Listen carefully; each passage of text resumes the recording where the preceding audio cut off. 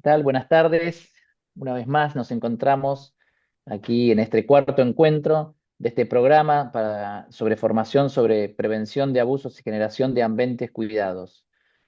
El miércoles pasado tuvimos la grata intervención de Cecilia Rodríguez Palma, que nos habló sobre abuso de conciencia, claves para una protección integral.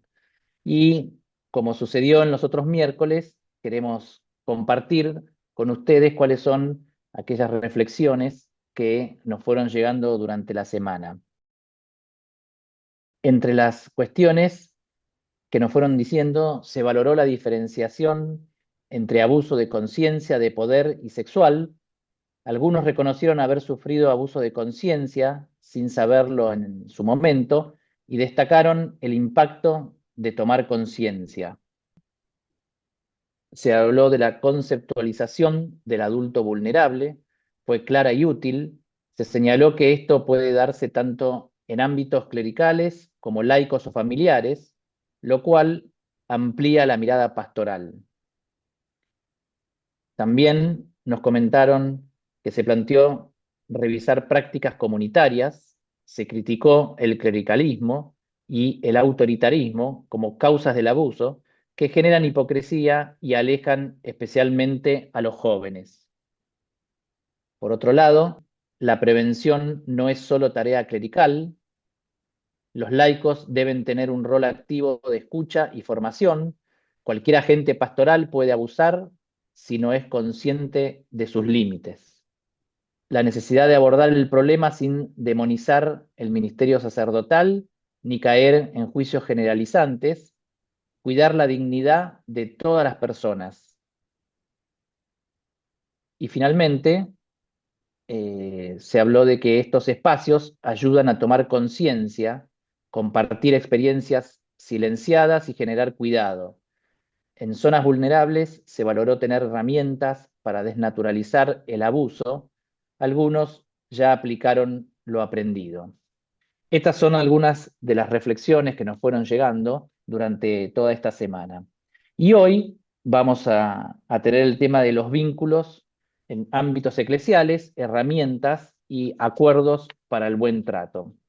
En esta oportunidad, las docentes que nos van a acompañar son Marcela Ferro, quien es profesora de Filosofía y Psicología, Instituto Alicia Moro de Justo, licenciada en Educación Religiosa de la Universidad de FASTA, acompañante espiritual del Centro Espiritual Santa María, catequista.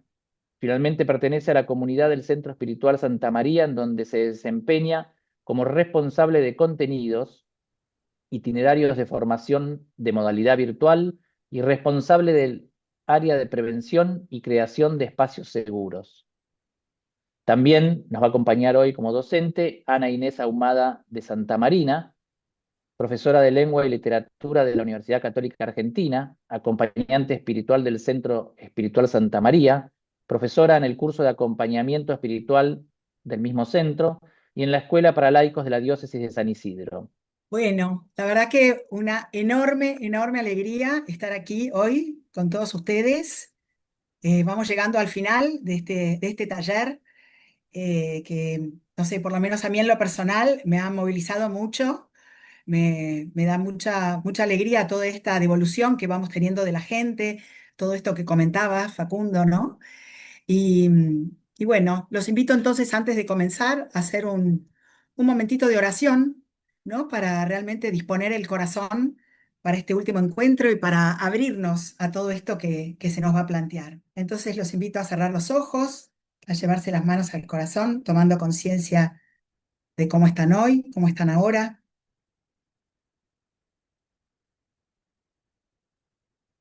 Vamos a ir dejando lo que estábamos haciendo antes. Queremos abrirnos, Señor, a tu presencia aquí, ahora, en este momento tan, tan sagrado, en el que tantas personas han querido unirse para formarse como apóstoles de la prevención. Inhalo y exhalo, cada vez abriéndome más, disponiéndome Queremos escuchar tu voz, Señor, en la realidad de la iglesia. Queremos escuchar tu invitación a ser agentes activos en la prevención. Y en este tiempo del Espíritu Santo te invocamos, Espíritu, para que nos ayudes a participar activamente en este tema y a mí en lo particular, que pongas palabras en mi boca que ayude a poder comunicar lo que quiero contarles. Y todo esto lo hacemos en el nombre del Padre, del Hijo, del Espíritu Santo. Amén. Bueno, y también como un modo de conectarnos, los invito a ir mirando las caras, los rostros de todos los participantes, e ir pasando las hojas, ¿no? Voy reconociendo personas muy queridas y otras que no conozco, a todas las recibo en el corazón, ¿no? Este momento tan sagrado que tenemos, que hemos decidido entregar para ocuparnos de este tema difícil, doloroso en la iglesia. Bien, mandamos como una mirada amorosa, aceptante a todos los participantes aquí, como un agradecimiento lindo de estar aquí reunidos. Y así ya abiertos y predispuestos, comenzamos entonces la presentación. Así que bueno, ahora sí empezamos con esto de los vínculos en ámbitos eclesiales, herramientas y acuerdos para el buen trato. Es importante entonces esto que vamos retomando de los encuentros anteriores, ¿no es cierto? Y queremos traer ahora lo que nos contó Daniel Portillo en el segundo encuentro, que habló de 3 factores interconectados en el marco de las eclesiopatías. Y él hizo la diferencia, no es una cleropatía, no es un problema del clero esto que está sucediendo en la iglesia, es un problema de todos como miembros bautizados de la iglesia, todos tenemos que sanar nuestro sistema, ¿no? Tener un sistema que impida los abusos, que favorezca los espacios cuidados, ¿no es cierto? Estos 3 factores interconectados. El psicopatológico, que es el perfil del abusador, de la abusadora, lo sistémico, es decir, cómo nos vinculamos en la iglesia, cómo son los vínculos en mi comunidad. Son vínculos que nos ayudan a tener un espacio cuidado, son vínculos de respeto, vínculos de escucha, vínculos de diálogo entre todos, o son vínculos en donde uno ejerce el poder coercitivamente, en donde también lo circunstancial puede ayudar, ¿no?, a favorecer los abusos, o por el contrario, las circunstancias cuidadas, amorosamente acordadas en la comunidad, ayudan a prevenir los abusos, ¿no es cierto? Entonces hoy, como nos vamos a dedicar a la prevención, vamos a hablar específicamente de lo sistémico y lo circunstancial para la prevención del abuso y la generación de espacios cuidados. Y pasamos a la siguiente. Y primero nos vamos a detener en qué significado tiene la palabra prevención. La prevención viene de la palabra latina praeventio, que quiere decir preparar con antelación, es decir, antes, preparar antes lo necesario para evitar un daño, anticiparse a una dificultad, avisar a alguien de que puede estar en riesgo. ¿Y cuál es el objetivo de la prevención? Precisamente este, impedir que un daño se llegue a concretar. No queremos llegar tarde a los abusos. Ha habido mucho tiempo en el que este tema fue silenciado y ahora queremos prevenir. Y por eso todo este encuentro va a estar anclado en este concepto clave de la prevención. Y la prevención va a tener 3 etapas. Una etapa primaria, que es evitar que ocurra. No queremos que ocurran más abusos, ni en la iglesia, ni en las familias, ni en el trabajo. El abuso en todas sus formas, como nos hablaba en el último encuentro Cecilia. No solo el abuso sexual, sino el abuso de conciencia, el abuso de poder, el abuso espiritual y el abuso económico. Queremos evitar que ocurra el abuso en nuestra sociedad, concretamente en nuestra iglesia. Una etapa secundaria, que es detectar cuando ya se produjo el abuso. Yo tengo que estar formado, atento para poder detectar tempranamente el abuso e intervenir oportunamente. ¿Para qué? Para que esto no se prolongue en el tiempo, no se cronifique este abuso y sus daños sean mucho más graves. Cuanto más tiempo perdure el abuso, la víctima queda mucho más dañada y es muchísimo más difícil sanar, ¿no es cierto? Entonces, una segunda etapa es detectar rápidamente, poder leer los síntomas, las señales de que hay una persona que está siendo víctima del abuso. Y una tercera etapa que es acompañar, cuando ya se produjo el abuso, acompañar el camino de sanación. Es un camino doloroso, es un camino que requiere mucha compasión, mucha paciencia, poder recrear el vínculo de confianza con la persona que ha sido abusada. Entonces, bueno, va a requerir muchas herramientas de las cuales vamos a hablar eh, en este encuentro. Bien, en todo abuso hay básicamente tres personas que van a intervenir en la situación de abuso. El abusador o abusadora, la víctima, y después están las personas que rodean a este abusador o abusadora y a la víctima. Son lo que vamos a llamar los terceros. Martínez Bernal llama esto los terceros y habla con palabras muy crudas sobre estos que somos todos nosotros, que somos los espectadores, que podemos ser activos o pasivos. La realidad que cuando una familia enfrenta una situación de abuso, es tan terrible la situación que muchos de esos terceros ella los llama son doblemente ciegos.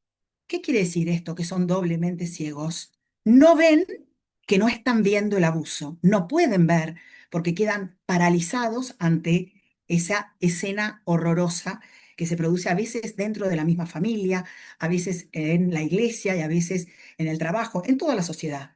Entonces estos terceros pueden ser pasivos en cuanto que son ciegos, doblemente ciegos. No ven que no ven. Hay otros que ven, pero minimizan el daño. Bueno, no habrá sido para tanto, quizás esta persona está exagerando, habrá que ver si fue así, minimizan. Entonces la víctima siente todavía más dolor porque no es escuchada, ¿no? Alicia nos contaba en el primer encuentro que para que una persona sea creída, a veces tiene que contar hasta 7 veces su situación de abuso. Bueno, en esto los terceros tienen una importancia radical. Animarse a escuchar, ¿no? Eh, y también a veces los terceros no se animan a escuchar, a ver, porque dependen también emocionalmente de ese abusador o económicamente del abusador, ¿no? Entonces lo que queremos es ser terceros activos. ¿Para qué? Para evitar que ocurra, para intervenir oportunamente y para acompañar el camino de sanación. Pasamos a la siguiente, en donde vamos a ver cómo es el rol de estos terceros. Y esta autora, Martínez Bernal, lo diagrama con dos triángulos. El primer triángulo grafica al abusador en su esquema de poder. Todo abuso es un abuso de poder. Domina a la víctima y también domina a estos terceros inactivos, a estos terceros sometidos, a estos terceros que no pueden darle la voz a la víctima y denunciar. De este modo, el rol del abusador o de la abusadora se agiganta, se cronifica, decíamos. Mientras que cuando tenemos una red de terceros activos que están despiertos a la situación, pueden contrapesar el poder del abusador o de la abusadora, porque pueden escuchar, ver y darle voz. La víctima le resulta muy difícil denunciar. Entonces, si hay terceros activos comprometidos, pueden ayudar a la víctima a poder salir de esa situación de sometimiento. Y para evitar que ocurra, como decíamos, las herramientas son tres. En primer lugar, evitar que ocurra. Para evitar que ocurra, lo primero es educarnos, como decía alguien recién en el chat, ¿no? El comentario era la importancia de la educación. Efectivamente, educarnos sobre el tema, lo que estamos haciendo todos aquí ahora, formarnos. Yo me tengo que formar y a su vez tengo que ser canal de formación en el espacio que ocupo, canal de formación en mi parroquia, canal de formación en mi familia, hablar del tema. De esto sí se habla, de esto sí tenemos que hablar. Ayudar a tomar conciencia sobre el abuso y sus consecuencias en donde yo esté. Hablar, animarme a hablar de este tema, ¿no es cierto? Promover la prevención. ¿Y cómo puedo promover la prevención? Participar en esfuerzos de prevención con campañas de concientización y educación. Trabajar para crear entornos seguros donde el abuso sexual o de conciencia o económico sea menos probable.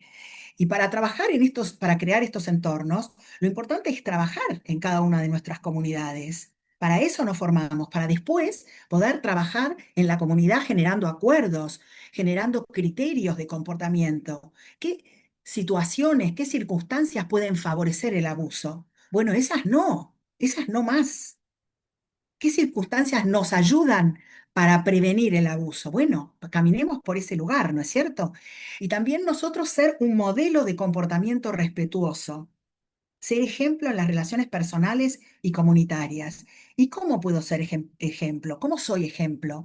Bueno, aceptando la corrección fraterna, siendo yo respetuosa de la dignidad de los otros, aceptando las diferencias, aceptando otros criterios, fomentando relaciones basadas en el respeto a la dignidad de cada uno.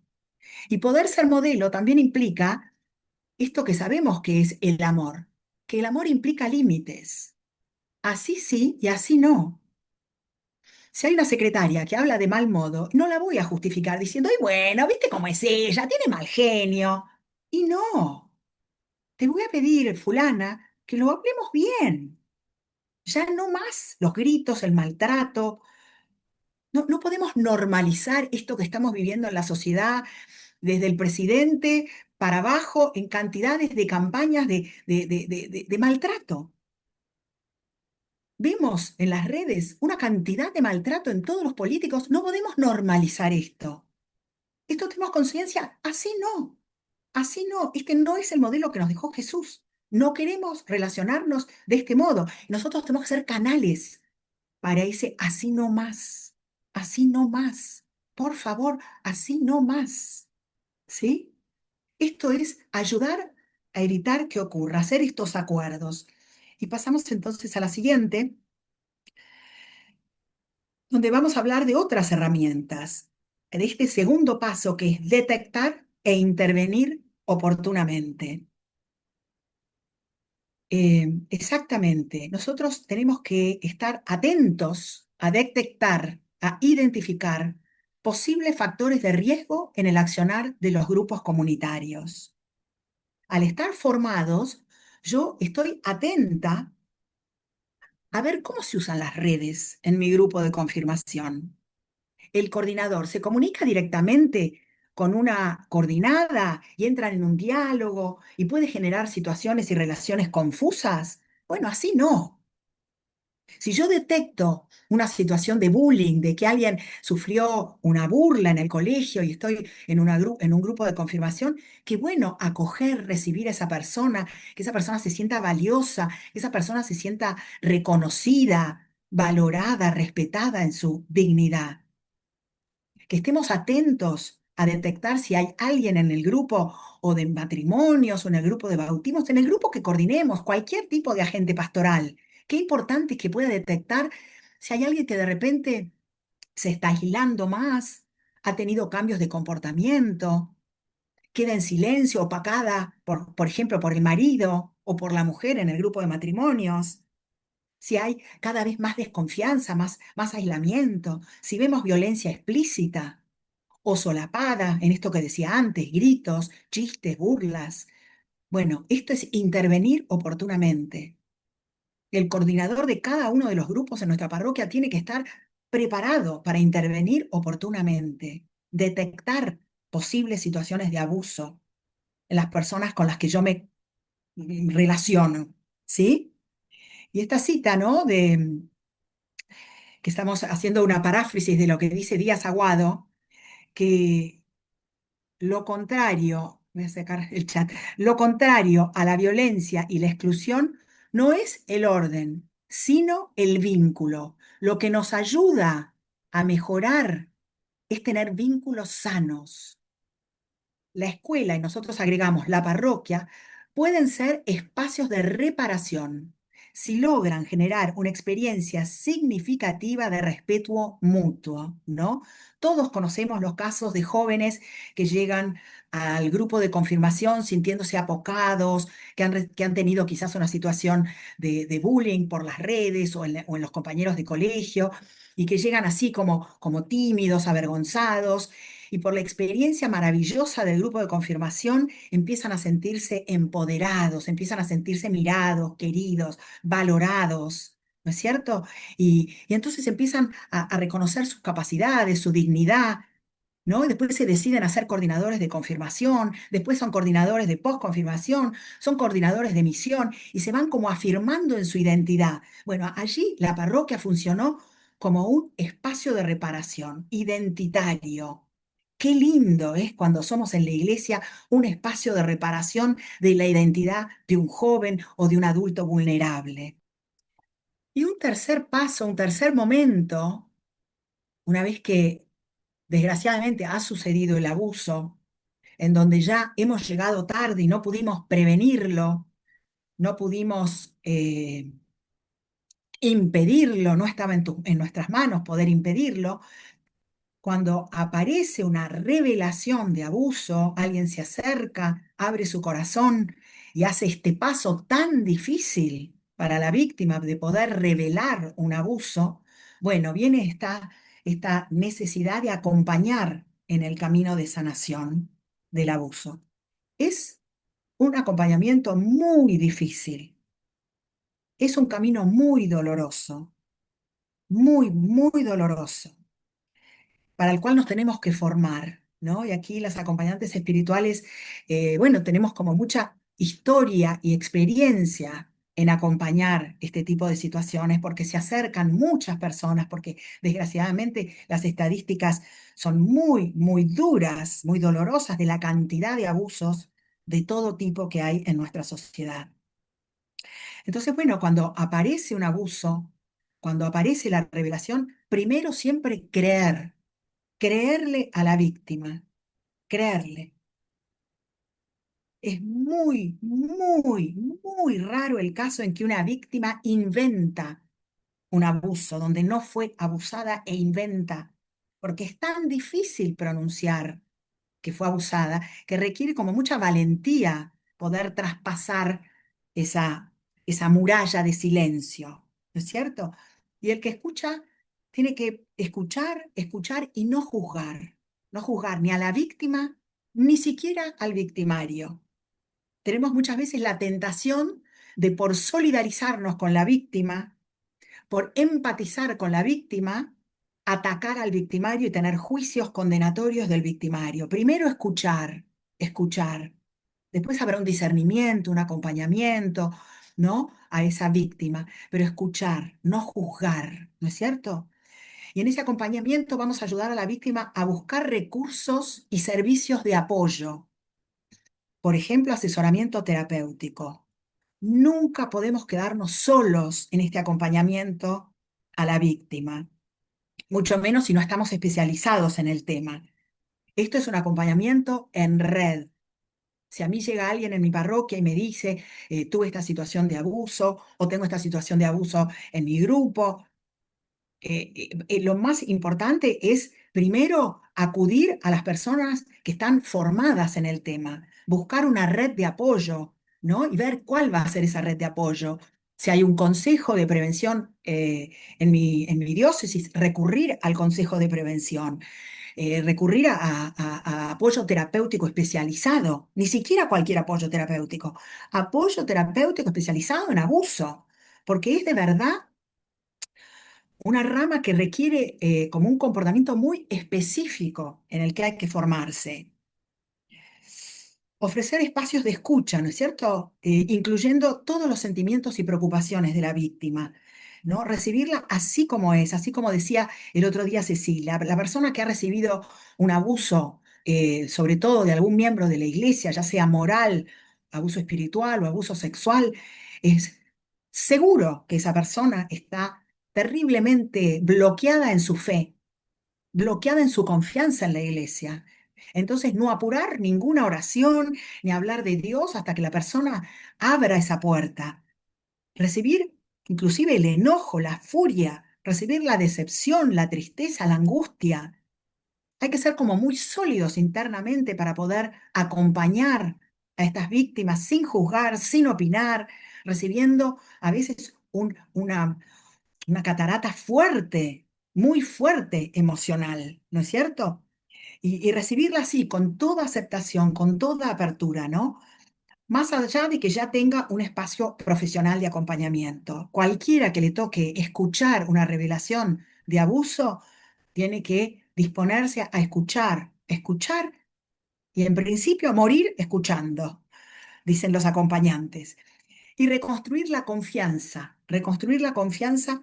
siendo con la víctima muy, muy responsables y coherentes. La persona que viene a revelar un abuso es una persona muy herida en la confianza. Reconstruir esta confianza es una tarea de años, no es de un encuentro a otro, es una tarea prolongada, una tarea que requiere muchísima paciencia, compasión, prudencia, ¿no es cierto? Coherencia. Cuando la persona pone en palabras el abuso, ¿no, no se me escucha? ¿Hay alguien que ha dicho que no, no se escucha? ¿Se escucha bien? Sí, Sí, se sí, se escucha escucha bien. Sí, perfecto. se escucha bien, sí. Es esperable que cuando la persona revela un abuso, la víctima entre en una montaña rusa emocional. Una montaña rusa emocional, como decíamos antes, puede ser enojo, furia, desesperación, ¿no? Y bueno, hay que poder acompañar todas esas emociones. Y acercarse a la persona que le generó confianza y pudo abrirse y pedir ayuda y volver, y al hacerlo es como que vuelve real el tema. Cuando yo lo pongo en palabras, lo que yo tenía bloqueado y oculto en mi corazón, se vuelve real. Entonces puede ser que la persona, después de revelar, se aleje, se ensimisme, se silencie, a veces hasta como dude de sí misma, ¿no?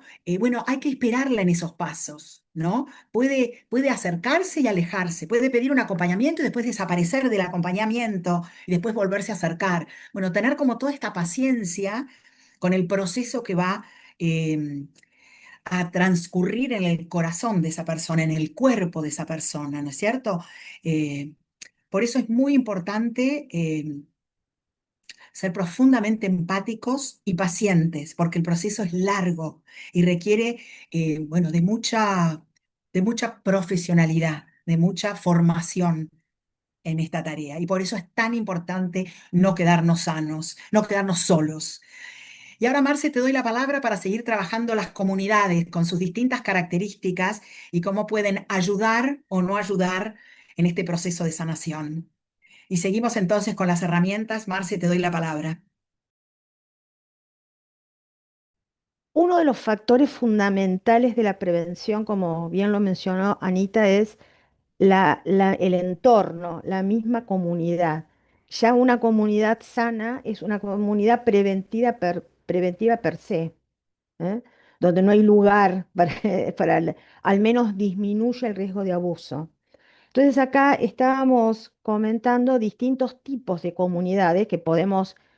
Nunca en las clasificaciones, no soy amiga yo de las clasificaciones, no son puras, nunca, siempre se entremezclan. Por ahí en una comunidad puede ser pasiva en algunos sectores y en otros no, puede ser muy activa en otras áreas. Pero para poder tener un poco y ayudarnos a mirar nuestras propias comunidades, sí podemos ver acá como actitudes, por ejemplo, una actitud pasiva de las comunidades, como y simbolizada en la avestruz, es donde acá no pasa nada, o en general solemos escuchar en el tema de los abusos, sobre todo, no, no, en esta comunidad no sucede, ¿no? En esta comunidad no pasa nada. Acá todo está bien, todo está en orden, o sea, es algo que ha disminuido la mirada o la actitud crítica. ¿M? Después está la que sí está presente, cuando sucede algo. ¿M?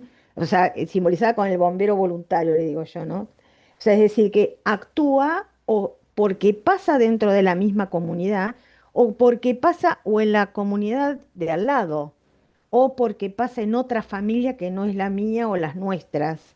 Entonces se acelera, se apaga, se acelera todo, pero no hay una continuidad tampoco en esas medidas por ahí que se toman respecto del tema que estamos hablando. ¿Eh? Se sabe salir adelante, se sabe solucionar el problema, pero no hay una continuidad. O sea, solamente cuando aparecen los focos de incendio. Después una que es totalmente medida y total, que es el asesor de seguros, ¿no? La preactiva, todo previene, pero no hay espacio para la flexibilidad, para poder, para lo nuevo, para innovar. No está todo tan medido, tan controlado, que carece, corre el riesgo, mucho riesgo de ser inflexible. ¿M? Y después tenemos las comunidades proactivas, que está puesta en la mirada de lo que pasa y también una proyección, porque prevenir tiene mucho que ver con el futuro, tiene mucho que ver, acá corremos riesgo en esto, puede pasar tal otro, y ponemos las herramientas para eso, donde se interviene frente a las dificultades o los conflictos que puedan suceder, y al mismo tiempo se puede proyectar en una mirada mucho más integral. No es para evitar, yo tengo que tener una comunidad proactiva, no para evitar los abusos, sino porque necesitamos en nuestro desarrollo integral como personas tener comunidades sanas. El abuso es una consecuencia de otro tipo de estructuras de comunidad donde o no puedo ver o dejo de ver o hay mucho control. Es decir, no es para tener una comunidad proactiva para evitar determinadas cosas, sino que es para crecer integralmente. Ese es el objetivo fundamental. Y esto el sínodo de Francisco ha insistido mucho en esta estructura. Nosotros por ahí tenemos estructuras más verticalistas, no solamente en la iglesia, ¿eh? Eh, en general, en Latinoamérica hay como más verticalistas, son desde lo político, lo eclesial.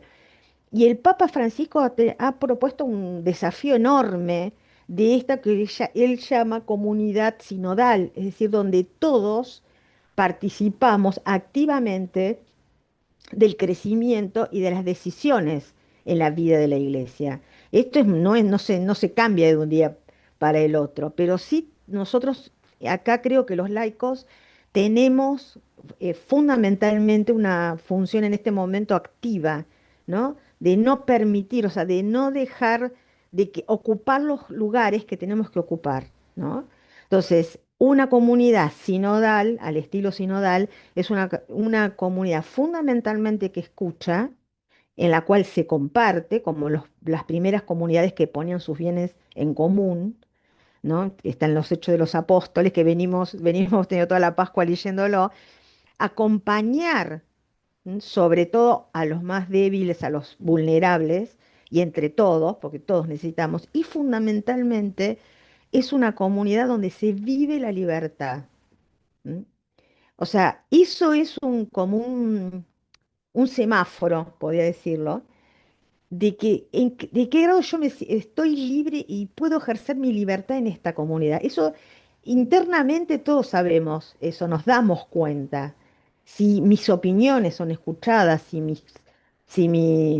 soy tenida, si es todos somos tenidos en cuenta y tenemos un lugar, como en una familia. ¿M? Y sobre todo lo que demuestra así en la práctica una comunidad proactiva, sana, integral, es qué sucede frente a los conflictos. ¿M?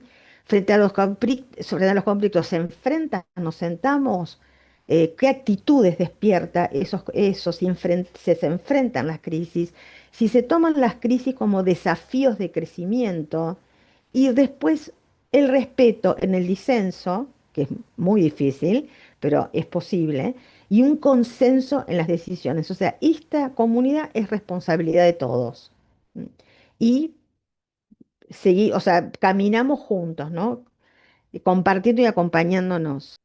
Entonces, una comunidad proactiva que está en estado de prevención, porque no porque esté en estado de prevención es integral, sino porque abarca todas las dimensiones de la persona y el bien común, si es una comunidad que va a estar en estado de prevención.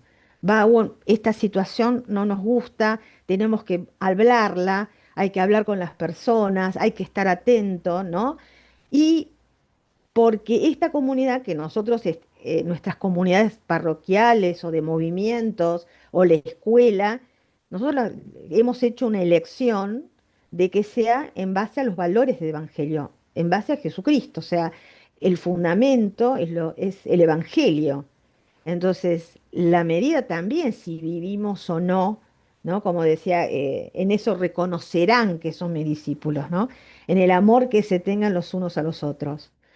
Entonces, siempre, obviamente, todos estamos pensando, bueno, pero en mi comunidad fallamos en esto otro, nos falta crecer. Obvio, por supuesto. Siempre, bueno, ¿qué es lo central de mi comunidad? Y segundo, bueno, ¿en qué, no que en la crítica, ponernos el ojo en la crítica, sino en qué puedo aportar yo de los bienes en común para que esta comunidad sea realmente integral y esté basada en los valores del Evangelio? Y eso nos va a llevar toda la vida que podamos tener en una comunidad. Pero bueno, el desafío es ser cada vez más iglesia día a día. Acá quisimos poner algo que pueda hacer que ustedes se lleven como herramientas prácticas ¿y por qué esto? Bastante dijo Anita respecto a este tema, pero todos de alguna manera acá tenemos distintos roles como agentes pastorales, o en la catequesis, o en Cáritas, o en la liturgia, o en las escuelas, habrá docentes acá o directivos, y las víctimas no eligen, digamos, bueno, le voy a ir a tal persona, las personas vienen, se abren, nos ven en un ambiente confiable como es la iglesia, como es la acción de caridad o misión de la iglesia, entonces se acercan y dicen, bueno, acá voy a poder decir. Entonces, muchas veces, eh, al poder actuar sin mala intención, nadie tiene acá mala intención, uno siempre quiere ayudar, pero hay situaciones como es específica, como puede ser el abuso de todo tipo, donde podemos cometer sin tener intención imprudencias que no favorezcan a este camino de sanación que ha detallado Anita, ha anticipado Anita en esto. Entonces, por ahí es muy difícil, sobre todo si vemos a una persona sumamente vulnerable, a un niño, a un adolescente, por ahí nos cuesta más, el adulto viene como más armado.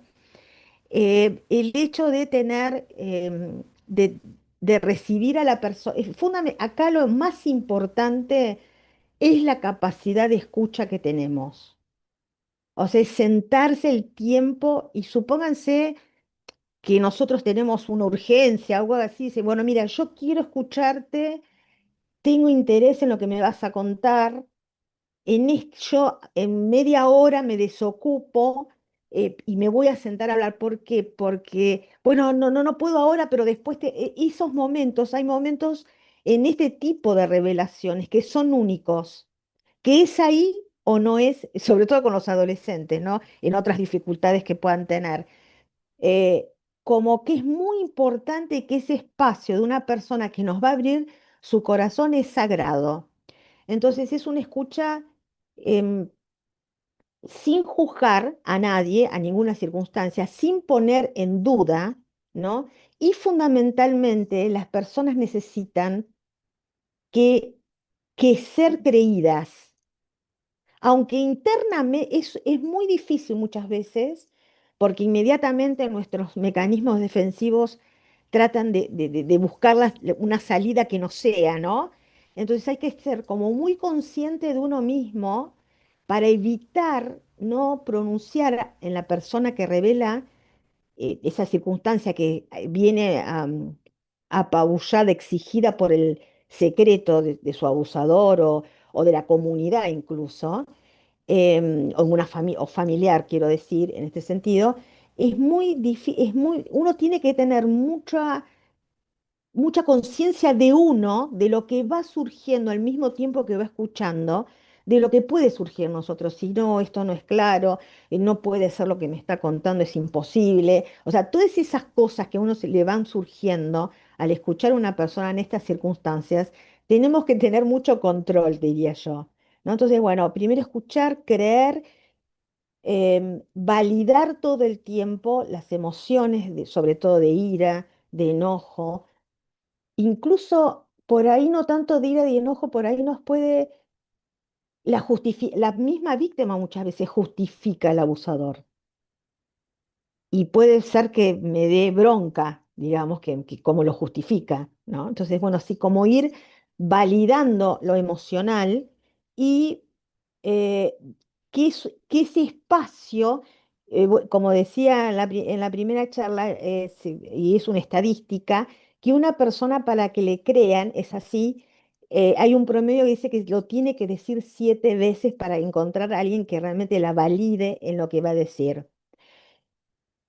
¿Qué, qué hacer? O sea, una cosa, creo en la que viene en la segunda, en la siguiente filmina, es importante tener en cuenta esto, ¿no? O sea, no presionar, no pedir detalles. O sea, es fundamentalmente concentrarnos en la escucha silenciosa y confirmar al otro con nuestra mirada, con nuestro sentimiento. Evitar preguntar eh, intimidades, detalles que no vienen al caso. Evitar enjuiciar, no prometer cosas que no estamos seguros que vamos a cumplir. No, yo esto te lo soluciono, no, esto yo lo voy a... O sea, silencio y escuchar y a sentir y no hacer promesas. Y acá hay algo muy importante, porque la persona dice, yo te quiero contar esto, pero que no se lo cuentes a nadie. Entonces eso sí lo tenemos que dejar en claro. El secreto no, viene de una situación de secreto en general, o de quien está en un grupo de personas que, supónganse abuso de poder, no es secreto, pero sí la confidencialidad. ¿Qué significa? Acá, de todo lo que vas a decir, de acá no va a salir, excepto que tu vida corra riesgo, que tu integridad corra riesgo. Y vamos a pedir, o sea, siempre avisarle a la persona que vamos, no ser nosotros salir de ese encuentro, nos callamos, escuchamos y salimos a contar o a buscar. Siempre la persona tiene que estar enterada de nuestras acciones. Yo esto lo voy a comentar, supónganse, menor de edad si es adulto, vamos a ir juntos y querés que te acompañe, que vayas una persona que te va a ayudar y nosotros también saber con anticipación qué con qué red cuento frente a este tipo de circunstancias, de crisis o dificultades. Jamás dar opiniones. Bueno, yo opino que, no, no, o sea, lo más importante y la certeza es lo que está la persona revelando. Y ver, sobre todo si hay menores, que esto es otro tema y otra charla, que, que donde porque es muy border de lo legal, es qué pasa cuando es un menor y hay un riesgo. Entonces, esta red del cual yo tengo que tener acceso, tengo que estar informado cómo tengo que proceder cuando una persona o una mujer que tiene temas de violencia, cómo hacer, cómo tratar de buscar seguridad para esta persona física y emocional y espiritual, etcétera. Y fundamentalmente, si yo no sé y no consulté, no dar soluciones. O sea, No, lo que pasa que vos tenés que actuar tal cosa, lo que pasa que tenés que irte, o sea, vamos juntos, porque en el fondo eh, es la persona la que tiene que hacer el camino. Yo acompaño a esa persona. Entonces, si decía esta persona, vamos a estar juntos, yo te voy a apoyar, pero el protagonista es la persona, no yo, no que el bombero voluntario sea el que tome el protagonismo. Y un poco ya lo dijimos, que no juzgar, no ignorar la revelación, mm, es no tomar decisiones respecto sin consultar a los profesionales, a los que saben, no descuidar la salud emocional de la persona. Estas son cosas que ya lo dijimos, Anita lo dijo y yo también hice mención en general. Pasamos a la otra filmina y acá hay Marce, una serie, Marce, sí. ahí decía algo también que está bueno aclarar, no confrontar al agresor. No Ah, me dan ganas a totalmente, mí sí, de ir y decir, ay, ahora le voy a decir que cómo te hizo eso. sí, No, no, eso sí. tampoco conviene. Perdón, No, no, agregar porque a la esto. persona tiene que volver a su casa en caso de abuso intrafamiliar. O sea, y nosotros no somos jueces ni fiscales. Somos humildes servidores que tratamos de hacer lo mejor para las personas y es la persona que está a cargo de su vida y de su propio camino de sanación. O sea, si esto está como, fíjense que está como centrado uno, ¿cómo no me lo contaste antes? O esto que yo qué hago con esto. O sea, estas manifestaciones de lo que a mí me pasa es lo que tengo que evitar no manifestar, ¿no? Y yo que la persona puede estar hablando y decir, y yo pensar ¿y qué voy a hacer con esto? ¿A quién voy a acudir? O sea, eso no hay que manifestárselo a la víctima. El tema del perdón, bueno, es otro tema que es muy complejo, pero no pedir a la persona cuando inicie un camino que perdone. El perdón va a ser al final de su proceso. Entonces muchas veces nos sale, no, pero vos tenés que perdonar. Y yo diría, dejemos que la persona tiene que atravesar un largo proceso de sanación terapéutico, eh, emocional, espiritual incluso. Entonces, eso no tratemos de buscar respuestas o de dar respuestas rápidas porque no le hacemos bien, porque acá hay como que dejar que el otro pueda abrirse a algo que capaz que lleva años en silencio y autoculpándose de esa circunstancia. Estas son cosas, no lo puedo creer, qué mala persona, o ¿estás seguro que pasó? Sobre todo cuando vienen personas con recuerdos de la infancia, ¿no? Y entonces son adultos, pero ¿estás segura vos? O sea, no dudar. Esto es, bueno, así como esta frase tan contundente que se cita mucho del Papa Francisco, ¿no? Las heridas nos prescriben, ¿no? Los delitos, las circunstancias, pero, y que es una herida que no solamente afecta a, a la persona en sí, sino a su entorno y a su familia y a sus amigos. Por ahí nosotros, nuestra experiencia personal, tenemos personas que han sido abusadas, que han sido víctimas de violencia de distintos modos y abusos, y sabemos el efecto, así se lo llama víctimas secundarias, aquellas que los padres, ¿no? Los hermanos de una víctima tienen también las consecuencias de esa herida. ¿M?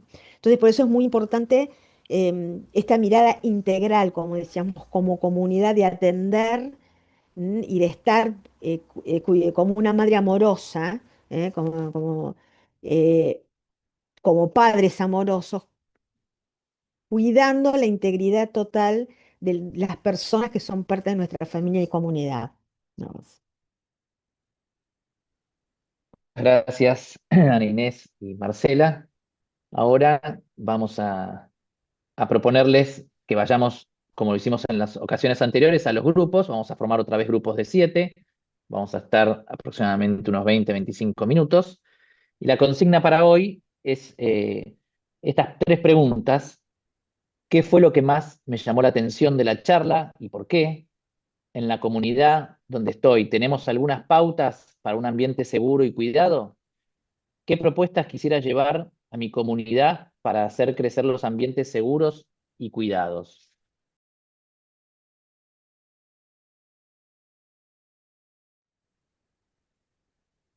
Esperanza, herramientas, urgencia, escucha, herramientas nuevamente, entusiasmo, agrado, ser muchos, escuchar, necesidad, esperanza, escucha, proceso, luz, apertura, empatía, red, formación, compromiso, ser equipo. De esto sí se habla: esperanza, herramientas, diálogo, sanación, ánimo, solicitud, custodiar, sensibilidad, compromiso, escucha, gracias, misericordia, formación, herramientas, compromiso nuevamente, desnaturalizar, espacio de escucha, vínculos, conciencia, divulgar herramientas, equipo, apertura, comprometerse, esperanza nuevamente, conciencia, conocimiento, empatía, sanar. Bien. Bueno, muchas palabras que nos van reflejando cómo nos ha llegado esta charla y estos encuentros. Previo a pasar a las preguntas, vamos a recibir algunas palabras que nos está acompañando nuestro obispo, Guillermo Caride. Buenas noches. Quería un momento simplemente para agradecer a todos los que han estado trabajando para hacer posible este espacio durante estos miércoles, a todos los disertantes y a todos los que estuvieron trabajando para que pudiéramos tener este espacio. Así que muchas gracias a todo el Consejo de Protección, a todo el equipo que estuvo trabajando. También es algo que motiva a seguir caminando, porque para todos es una motivación para seguir avanzando en esto de generar comunidades saludables, de tener vínculos sanos en nuestras comunidades, que allí es la mejor prevención de que no sucedan situaciones donde se abuse o se maltrate. Así que bueno, doy gracias a Dios por estos encuentros y le pido al Espíritu que nos ayude en nuestras comunidades a ir desarrollando esos vínculos saludables que nos permite vivir el cuidado entre nosotros. Que simplemente quería tener este espacio para poder agradecer. Bien, gracias Guillermo por acompañarnos en esta tarea de tener ambientes cuidados en nuestros grupos de la diócesis y poder compartirlo con nosotros. Bueno, ahora sí vamos a las preguntas, vamos a ver algunas de ellas y vamos a ir respondiendo lo que podamos. Una de las preguntas era ¿cómo habría que tener en cuenta lo sistémico en una comunidad parroquial donde hay cáritas, jóvenes, catequesis, matrimonios, etcétera? Anita. Bueno, ¿qué es lo sistémico? Es un sistema, o sea que como parroquia somos un sistema. Puede tener diferentes áreas, tiene diferentes áreas, el área de catequesis, el área de adolescentes, el área de matrimonios, etcétera. Todos esos sistemas queremos que sean abiertos, participativos, de un diálogo sincero, respetuoso.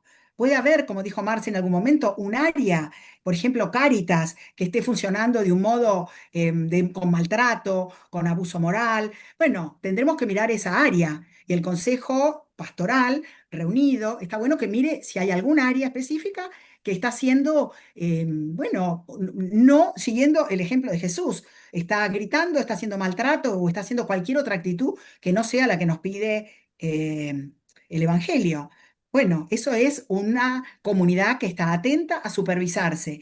Y si no encuentra los recursos dentro de la propia comunidad, qué bueno es pedir ayuda, que algún visitador externo venga al consejo y nos evalúe cómo estamos funcionando. Es buenísimo que la comunidad acepte ser supervisada en sus procedimientos y en sus modos de crear una comunidad segura.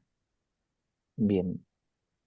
En cuanto a qué herramientas pueden brindarnos para realizar una buena escucha ante alguien que nos comparte que sufrió algún tipo de abuso en la iglesia, Marcela o Inés. Y hay muchos recursos. Es un tema muy en boga en este momento, el tema de la escucha. Hay cursos, hay talleres. Nosotros incluso en el centro tenemos talleres de escucha y demás, pero em, eh, es un ejercicio, es un hábito que tendríamos que hacer o que se proponga la comisión, bueno, cómo vamos a escuchar o demás, darnos más herramientas. Nosotros dimos un pantallazo fundamental para evitar no perjudicar más a la víctima, pero hay más detalles, tiempos, hay que esperar procesos, decisiones para poder acompañar a una persona víctima. Yo creo que es muy importante que nosotros nos capacitemos. Y quiero destacar esto, que Marcela Mazzini que es de la diócesis, tiene o varios me parece, de la Facultad de Teología, hicieron una sobre la conversación espiritual, que es la metodología de escucha que se usó en el sínodo. Eso, empezar, es muy interesante, está en la página del Vaticano, cómo se escucha sin el momento de oración, cómo escuchar, cómo no responder en las propuestas que se van haciendo. Creo que primero y principal, no es que se aprenda en un libro, es una práctica la escucha y la escucha silenciosa.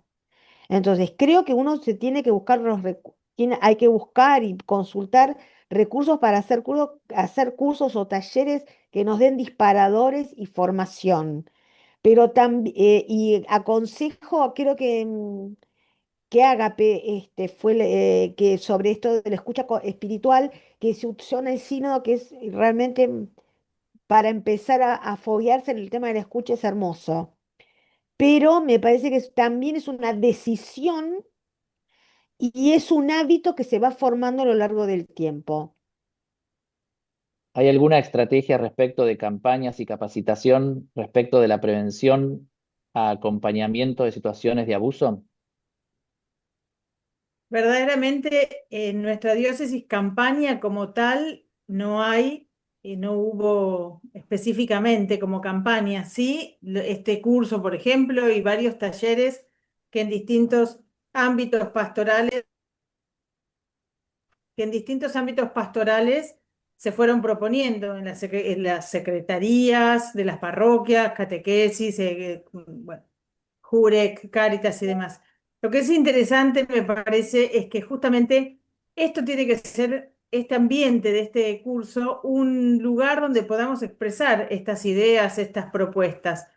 Por eso es que luego lo vamos a repetir, pero yo solamente ahora lo anuncio. Va a haber un formulario donde las personas, ustedes van a poder señalar cuáles son las prioridades, los temas que nos parece que tenemos que trabajar desde la comisión nuestra y también sumándose, ¿no? Esto es un espacio en continua construcción. Entonces, bueno, creo que eso es apropiado. Pero como tal, campañas no hay, sino fomentar que de estos temas se hablen. Bien. Si alguien plantea en grupo una situación problemática, ¿cómo habría que abordarlo? Esto ya has hablado algo, Ana Inés, ¿no? Em, sí, si alguien plantea en un grupo la situación, algo también dijimos, ¿no? La diferencia entre silencio y confidencialidad. Lo vamos a recibir en el grupo, lo que él quiera comentar, y después lo bueno es buscar un espacio personal, si esa persona quiere seguir abriendo su corazón y poner a disposición de esa persona gente especializada en escucha y en abuso. ¿No es cierto? No quedarnos con solamente el momento grupal, si se pudiera encontrar un momento de encuentro personal, de diálogo cuidado, bueno, sería deseable, ¿no es cierto? Bien. Gaby, ¿cómo se capacita a los distintos integrantes de los grupos parroquiales? ¿Se trabaja desde el consejo parroquial? Nosotros estamos a disposición siempre y de hecho hay experiencias donde hemos eh, facilitado algún material que vamos elaborando para los consejos parroquiales. Entonces, eso, nos ponemos a disposición y la idea es que desde los consejos parroquiales justamente se pueda trabajar estos temas para que esto que preguntaban antes, que sea esta prevención sistémica, que sea en toda la parroquia, ¿no? Nosotros en general hemos apuntado a ámbitos pastorales más compartimentados, si queremos, con los jóvenes, con los sacerdotes, con las secretarias parroquiales. Bueno, justamente creo que el desafío es poder intervenir en los consejos parroquiales que tienen esa mirada eh, más del cuerpo, digamos, de la parroquia, ¿no? Más sistémica. Bien, gracias. Además del asesoramiento terapéutico, ¿es aconsejable recomendar a la víctima la vía judicial la denuncia? Acá hay que hacer una diferencia en Mm, esto. Una cuestión es cuando la víctima es mayor de edad y una diferencia es cuando la víctima es un menor de edad. Para la ley, los delitos, sobre todo estamos hablando de delitos sexuales, el- la ley le da la potestad a la víctima para que se pueda investigar un delito de índole sexual. Entonces, si la víctima es mayor de edad, se la puede acompañar para que realice la denuncia en la vía judicial, civil, pero es decisión pura y exclusivamente de la víctima. Distinto es el caso de los menores. En el caso de los menores y puntualmente en lo que hace a la diócesis de San Isidro, el criterio que viene desde que se formó este consejo, ya sea oportunamente cuando estaba el obispo Ojea y ahora también con el obispo Caride, la decisión si ocurre algún caso de abuso sexual dentro de la iglesia y que la víctima es un menor de edad, el obispado va a hacer la denuncia. Después tendrá que continuar el tema de los que tengan la patria potestad, pero ante un menor de edad víctima, el obispado toma la decisión de hacer la denuncia penal en sede de la justicia civil, ¿no es cierto? Esto con relación también a la pregunta de si es conveniente que el abusado siga trabajando en el lugar donde fue abusado. eh, Dentro de lo que es el protocolo, que es otro de los documentos que sacó la diócesis, sí lo que establece es que haya una separación de la víctima y el victimario. En el caso de que sea un trabajo, bueno, hay cuestiones laborales también, pero por lo general se separa al victimario de ese lugar, sin decir por esto que esta persona es culpable, pero hay que separar a las partes. Entonces, ya sea o en un ámbito laboral o en un ámbito parroquial, si esto sucedió en algún grupo de una parroquia, hay que separar a las partes, sin decir si es culpable o no es culpable.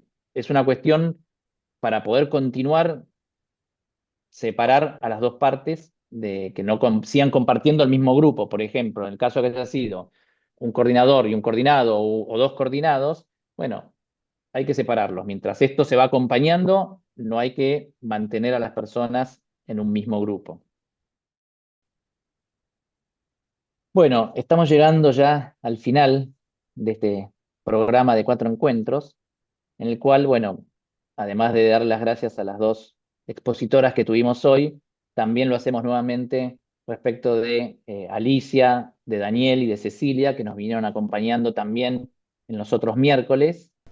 Y desde el Consejo de Protección de Niños, Niñas, Adolescentes y Adultos en situación de vulnerabilidad de acá de la diócesis de San Isidro, Centro de Espiritualidad Santa María y la Universidad de San Isidro, les queremos dar las gracias a todos ustedes por haber participado en estos encuentros, por haberse interesado en este tema tan importante. Este tema que es una propuesta que nació desde este Consejo de Protección que a mí me tocó coordinar y ser la cara visible, pero somos algunos más los que estamos en este consejo. que estuvimos en estos encuentros, estuvieron atentos a que todo saliera bien, anotando las preguntas, en fin, todos estuvimos colaborando y no quería dejar de mencionarlos a ninguno. Agradecerle, bueno, también desde el Consejo al Centro de Espiritualidad Santa María, a las autoridades de también la Universidad de San Isidro, al Grupo Educativo Marín, que también nos prestó este Zoom, especialmente a Jorge, que estuvo con nosotros cada miércoles para que no tuviéramos ningún inconveniente. Y la idea es que esto se siga en adelante, que no solo haya esta formación y capacitación que hemos tenido, sino tratar de preparar otros encuentros para que entre todos podamos seguir capacitándonos para tratar de tener estas comunidades protegidas en cada uno de nuestras, ya sean comunidades parroquiales, organismos o donde estemos compartiendo la fe y participando plenamente y activos como una iglesia sinodal.